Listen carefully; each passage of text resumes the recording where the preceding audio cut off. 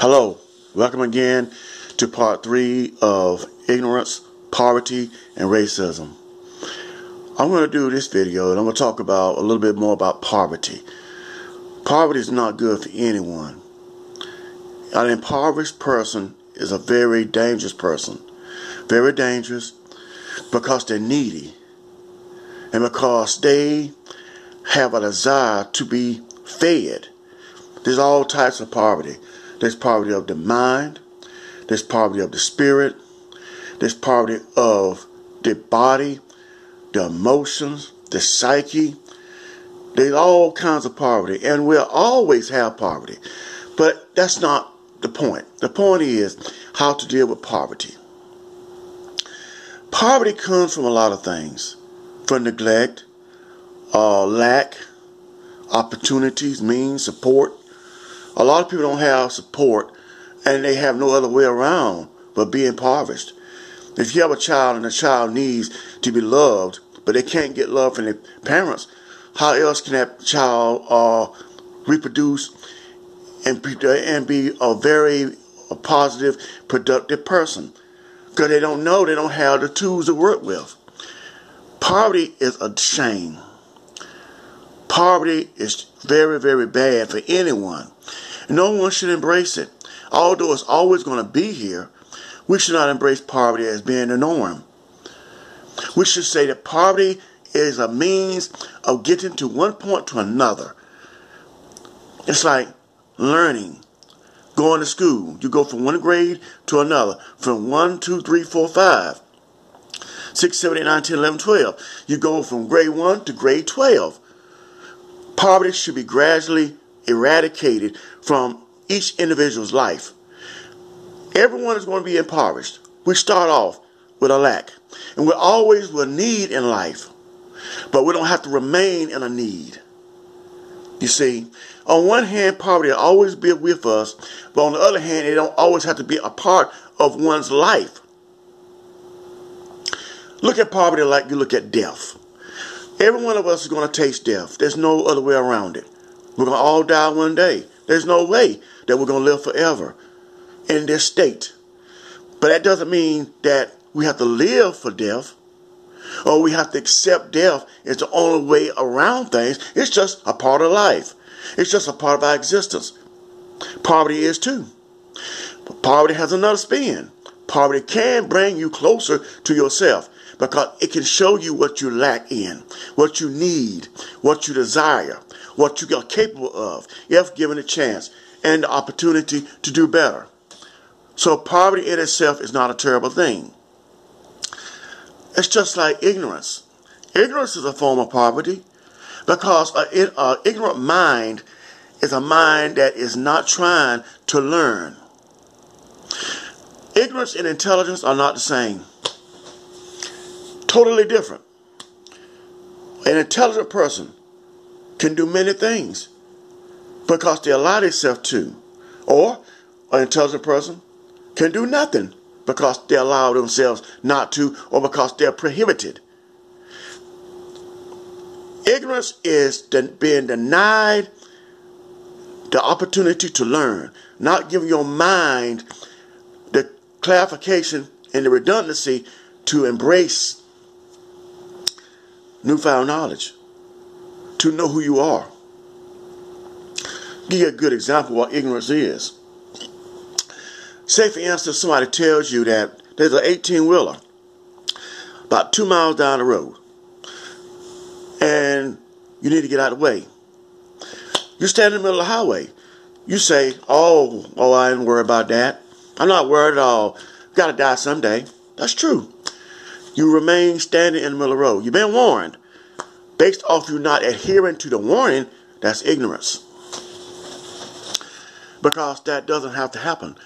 Although day to day we all live and have a part of ignorance in our lives, we don't have to accept it. We don't have to be involved with being ignorant because ignorance is around. Yes, ignorance is always going to be here because we're always going to lack to know everything. To get rid of ignorance would mean to be perfect. That's impossible. Because day to day we learn. We are ignorant today of what's going to happen tomorrow. Okay? We're ignorant tomorrow of what could happen next week. Because we don't know. It doesn't mean that we have to therefore remain ignorant. We always can learn of what tomorrow or next week can bring. These things are fundamental. They're fundamental principles that all of us should adhere to and embrace, because they're not going anywhere. It's like, again, like racism. Racism is not a bad thing. Racism is just something that has been formulated by law. Look at all the regimes all over the world that has conquered other people, the cultures and their lands and their resources. It was backed up by not racism. It was backed up by discrimination, which backed it up by law. Racism came about after the fact of establishment of the laws of that land by those people. You can do anything by written law. The Bible is basically substantiated in that area. The Bible is nothing but a written law, a book of laws, sayings, philosophies that has been made to be real based off a society or a social order or a cultural domination that has deemed it relevant. So it has authority because it's been ratified by law and literature. That's why the Bible is powerful. Not because of what's written inside of it.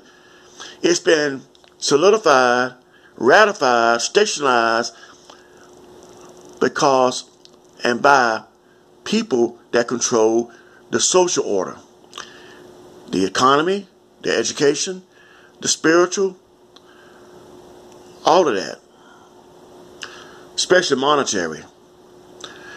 Those that control the monetary system control everything. So, it's not good. And we need to therefore get away from racism. And we need to get away from poverty. And we need to get away from ignorance. We need to. But can we? Yes and no. We're never going to get rid of poverty, racism, and ignorance. But we can change its effect. We can change the effect that it has upon us all. We really can. We can change that effect. And it starts with me and you. Take it on our mind. And I will say one last thing about this. Racism can be monitored. It can be suppressed. It can be put away, or a better word can say minimized. It can be minimized if we don't allow it to control our lives by legislation and by culture. You are different because you are different. I'm different because I'm different. No one person thinks exactly the same. And that's why racism has been deemed bad. Because it has come together, been put together by people who share the same ideology. And these same people have carried it through and have organized it, formulated it, substantiated it, and have put it into law and legislation. And has used military, police forces to back it up, along with the educational system and the spiritual system. When we get racism out of the curriculum and out of the law and legislation, then we're talking. Then we're smoking. Have a good day.